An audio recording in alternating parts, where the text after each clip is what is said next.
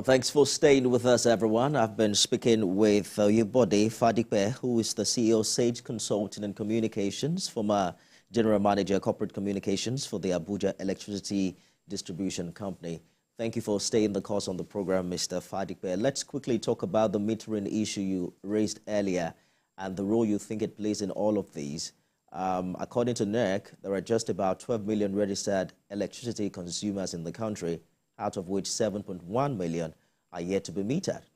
But interestingly, about 500,000, the actual figure is 504,729 meters were installed by electricity distribution companies between January and September. I know you made a case for if we meter more people, it means more subsidy, but it means more value if we get more people to pay for the power they consume.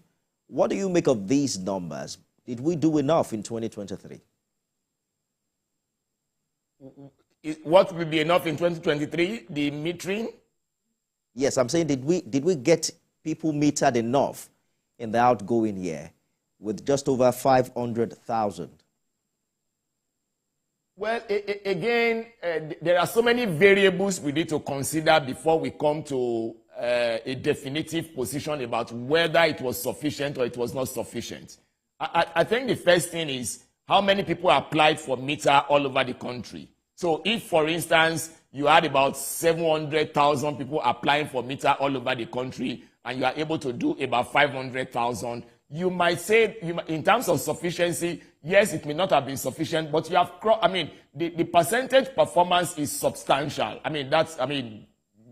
Maybe for a rough estimate, about 80% performance. Okay? So, but if you had about 1.something million, 2 million people applying for meter, and you were just able to do 500,000, that's 25%. And that, for me, is not good enough. But why will you be unable to meter more than 25%? Do you have the meters in the country? The manufacturers of meters in this country, let me not mention names, but they are all over the place. What were the problems that they encountered?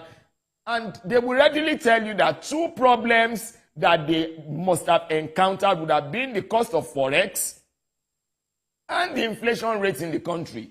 Those are two fundamental things. And then the affordability power of the end users. We all know what the trend has been in the last few months in this country. We know what the trend has been. Nigerians have been on the edge economically. Nigerians have been on the edge. So people are in a very tight corner when it comes to scale of preference and opportunity cost. They are in a very tight corner. So they want to ask themselves, do I pay for a meter or I continue to be on the estimated billing platform?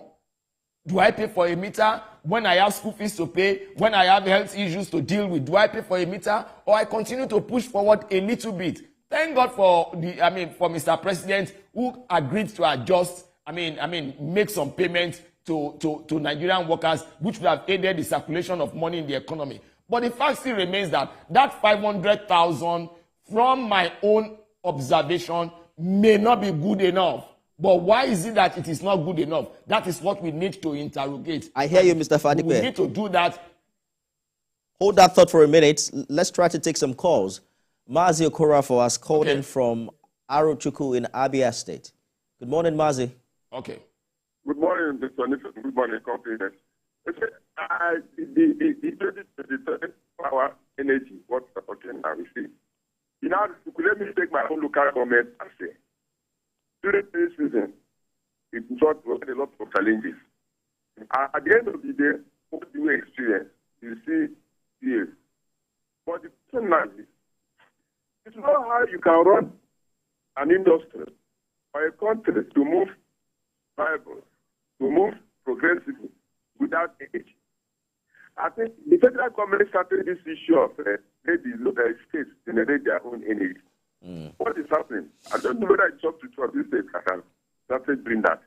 But it's a situation whereby if the government can give license or power to people, let's make it compulsory. Make that compulsory for states to generate their own energy, it will help us. Because farmers, look at what's happening during this festive period. I have some friends who tell me about they started work from 8 a.m. They ended around 1 a.m. That's 8 a.m. 1 a.m. in the morning. I said they got to know that they have to go and buy this and that. And even they increase the fee for the farming. Now, tell me, if we have 247 energy, my brother, I bet you, nobody in this country will complain about unemployment. Because 90% or 70% of our resources or whatever we are doing now, you have to make use of energy. All right. It doesn't take, I'm asking this is not technology net them. Mazi, I think we're able to make sense of what you're saying. The network is, not stable at the moment. But I want to say a big thank you for your contribution. He seemed to have raised the issue that the Electricity Act of 2023, speaks loudly about. That act was adopted earlier this year, and there are positions of liberality or liberalization of the country's electricity generation, transmission and distribution at the national level, and also empowering states, companies and individuals to generate, transmit and distribute their own electricity. Is that something that can resolve this matter in a short term? Or what are your thoughts with this, particularly when you consider that states can now issue licenses to private investors who may operate mini-grids and power plants within their own territories? Now, again, we've delved into a very, very crucial area, again, for which we must commend Mr. President, because I think from my own record, Mr. President signed that bill into an act of the National Assembly 11 days into his inauguration, and that stems from the fact that it is something he had always wanted to do, even as the governor of Lagos State, if we recall that history. But what Mr. President did 11 days into his administration is something that the likes of the late Chief Obafemi Awolowo had advocated for as far back as the 1950s. So for us to realize it now, well, is better late than never. So I must admit that that's a radical position.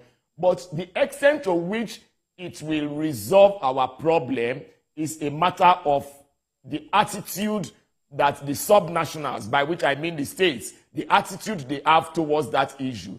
On paper, is a fantastic idea. The law is there. It's a policy instrument that should galvanize the sector. But in action, there are still so many things to be resolved. All of these states, all of the 36 states of the Federation, including the Federal Capital Territory, which is also treated as a state for the purpose of things like this, will still need to pass their own electricity law. As we speak today, can we say that 25% of the states have passed their own electricity law? Can we say so? Please hold that thought for a minute. I mean, I know that... let's just take one call, and then we'll return to hearing you on this. Reverend Dominic is on the line. He's been waiting for a while from Alimosho in Lagos. Good morning, Reverend. Good morning, Olufemi. Good morning to Bode in Abuja. If you can hear me clearly, thank you very much. Point. Number one, from the man in Abuja, the electricity must treat as commodity. Number two, I don't want subsidy in electricity. But let me say this. I have been in this in prepaid meter for over 10 years. A month ago, I believe the man in Abuja is telling me, a month ago they came to pick up that meter and put me back on postpaid. So I went to the office and complained. They say I'm there for 10 years. That the meter, after 10 years, they have to replace it. Now, if you know you're going to replace my meter since 10 years ago, why do you remove it now? And I want to pay 150,000 and I cannot get it till April next year. You know you are going to remove this meter 10 years ago. You don't make any plan. So when the man in Abuja is complaining about the loss of energy, the loss of energy is more or less of distance. Who pick up your meter and they cannot replace it? For over a month and now, I'm on postpaid. And for 2 weeks where I am now, I'm living in Alimosho. I have not seen any light in this house. So there'll be I don't want subsidy. Let there be meter so I can control what I use. Good morning, Nigerians. Thank you, Reverend Dominic. I'm sure you heard him clearly, Mr. Fadipe. He's been using a prepaid meter I'm for sure 10 he's, years. I'm sure he's talking about meter. Give me meter so that I can control what I use. Exactly. Okay? Well, again, like I said, meter has become an emotive issue. It's a very critical component of the power sector. There is a conversation around the fact that people should be allowed to walk into the market and buy and pick up their meter just as you pick up your SIM card. But you see, there are also the issue of security of revenue. I mean, the internet today, people break into bank accounts and do anything they want to do. So how do you secure the revenue of the market when you allow people to walk into the market and pick up their meter? So we must come to an agreement on how to make sure that even if you have to pick your meter from the shelf, any market you want, as you pick your SIM card, there must be a back-end system that will also protect the revenue of the market, because you need to be very, very sensitive. One thing that we can give to the telecom sector is that two people cannot use one credit, and the moment you finish your credit, you are cut off. You cannot go into the network again. But that is not the same thing with electricity. With electricity, it's almost free entry and free egress. You enter easily and you come out easily until you are caught. So the issue of meter is a typical one, and meter can be solved. Meter problem can be solved if the liquidity is there. Meter problem can be solved, I can assure you. So the liquidity is controlling a lot of issues. Yes, talking about the meter problem, you know, it is apparently from experience one of the biggest channels of corruption in this country, because you are using the prepaid meter and then perhaps the neighbor has an issue with his, and you begin to see the amount of bills they give him or give her relative to how much such person pays when they are on prepaid meters. I want to believe that that also may have shore up the amount of money that government has been paying for subsidy with a number of unmetered customers across the country. You don't think that perhaps it will, if we have more meters, we will have less burden to carry in that regard?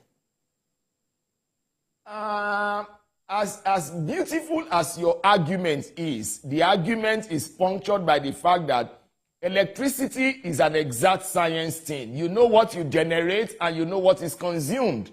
And again, electricity is such that you cannot store it. It is consumed as it is generated. So even if there are no meters at all, assuming without conceding, my brother, that there are no meters at all, we know the amount of energy that has come out from the generating companies. We know what transmission has gotten at the trading point because there is a meter there. We know what the discos have also received at the trading point because there is a meter there. So if we have to deal that amount... That is exactly my point, Mr. Fadipe. If we know, why are we billing differently? Because I just gave an example. If you're paying 5,000 naira, for instance, on a monthly basis on the prepaid meter, the moment you have an issue with that meter, I bet you that figure will quadruple, if not more. They can be asking you for as much as 25,000 naira. So if we know exact amount of electricity we're consuming, why do we have issues with the billing? Now, again, I'll try to let you see it as clearly as I can. Here is somebody who has 10 oranges, and he moved those 10 oranges from the farm. And by the time he moved it to the middleman, there were about 8 oranges left. Now, those 2 oranges that have been lost is as a result of what you call technical loss. It's allowable in the industry. Now, by the time you are moving from the middleman, which is the transmission company of Nigeria, or the wheeling company, because they are the transporters, you now got to the distribution and you got there with about 7. Again, you are allowed that loss. I think globally the loss level is about 5%, if I remember clearly. Now, that will depend on a lot of factors. The technology and the investment, they are influencers of the level of loss that you have in the system. Now, by the time you get to the distribution company with about 7 oranges and you are selling the distribution people are also allowed. Now, let's say they are allowed to lose one. So you have about 6 left. Now they sell 6 to the customers. And then the money they are realizing is about the money for 4. What happens to the other 2? Or the money for 3? What happens to the other 3? Who is going to be responsible for it? 2 people or 3 people pay for electricity. 1. Or 2 people pay for electricity in this country. 1. Those who are metered. 2. Those who are on estimated billing. For those who are metered, you can determine the amount of energy they have consumed and the naira equivalent, because as the velocity of electron from the generator to the end user must correspond with the velocity of naira from the end user to the market. But there is a differential. Who is responsible for that differential? When the meter is there, fine. For those who don't have meter, who are free riders, they are the ones consuming the balance tree. So the market is not able to realize fully the amount it is supposed to get. So that challenge will always be there. So it sounds a lot like those who are not metered. I agree with you. Yes. I agree with you that if there is no meter and you are putting a customer on estimated billing, you are either losing or the customer is losing.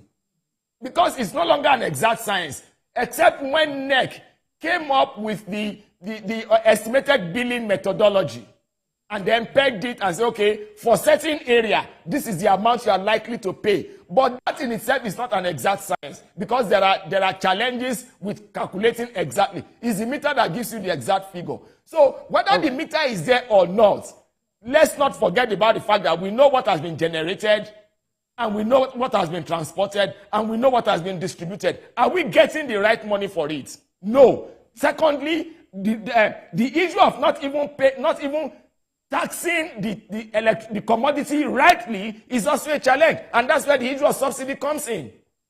Yes, I wanted us to tidy up our conversation on the issue of subsidy. Here's what the minister is saying. Recently, he pointed out that he acknowledged really that the tariff would be increased at the appropriate time, which would be after a lot of sensitization and communication with the public.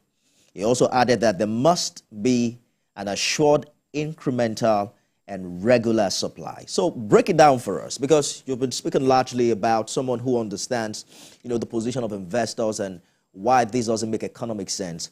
But I'd like us to explore how you think government should undo this going forward. When he says there is an appropriate time, what is your understanding of the appropriate time? And how do you think this can be better communicated to the larger partner? Appropriate time. I don't know which time is appropriate. Frankly, and I'm not making light of this matter, and I ask for forgiveness if that is what I have put across to Nigerians. No, I am a Nigerian, and one Nigerian that is not excited about Japa. My age does not support it, and so many other factors about me. But the point I'm trying to make is this. Is it that we do it now and then begin to reduce the pain of the future? Or you wait for the future and allow this cancer to ravage the entire body and kill the person? See, I have been a player in the power sector, and I say this with all sense of humility. For close to 4 decades, if government had been courageous enough in the 80s and 90s to adjust the tariff, Nigerians would have been used to it by now. And then we would have continued to carry it as a commodity. I was in a conversation with a commissioner for energy in one of the southwestern states. And he said, look, Mr. Fadipe, forget about this issue of tariff. Let's change the mentality. Let's change the orientation. Let's move away from tariff. Although it will still end up there, but let's come to budget. How much budget are you providing for electricity in your family? The poor people that we are arguing for, the Honorable Commissioner told me, I said, in our state, we have tested something. We have put electricity through alternative solution there. And people are even paying as much as 200 naira per unit. So what is the argument? They buy the quantity they want to use, they can afford at any point in time. They use it. Once they finish, they get off the grid. As soon as they have enough money, another money again, they go and buy. When you buy for your telephone, your mobile handset. When you finish the credit, if there's no other credit, what do? You throw the handset somewhere. Or it just becomes a call receiver for you. At least that is still free once your battery is not dead. Call receiving is still free. It is called, it is when you originate a call that you pay for it, at least to that extent. So what are we trying to say? It's better for us to bite the bullet now than to delay. If we delay any further, it may spell a greater disaster. But I do what kind of response, that we need, what kind of reaction we need, do you expect from the people? But hold that thought. Let's quickly take Mr. George's call before we get back to you. Good morning, Mr. George. Good morning, Nifemi. Nifemi, the ab initio, I think the government created a gap when this privatization project started. Electricity is a three-pronged process: transmission, generation, transmission, and distribution. You privatize some, you didn't privatize some. And the person that invested in one area will want to get his money back. Meanwhile, the tempo of operation in one of the chains is not the same with the other. Government is running transmission. Private sector is running Genco and distribution. The mode of operation is not the same. That's where the first problem came from. If you want to privatize, then you privatize everything. Your guest there is talking about investors. But we know that even with the investors coming into, especially with the discos, it was the federal government that was substantially funding them. So there is no country that does not subsidize social services. The government removes subsidy from fuel, not because subsidy is a wrong thing, but because of the corruption that has engulfed it.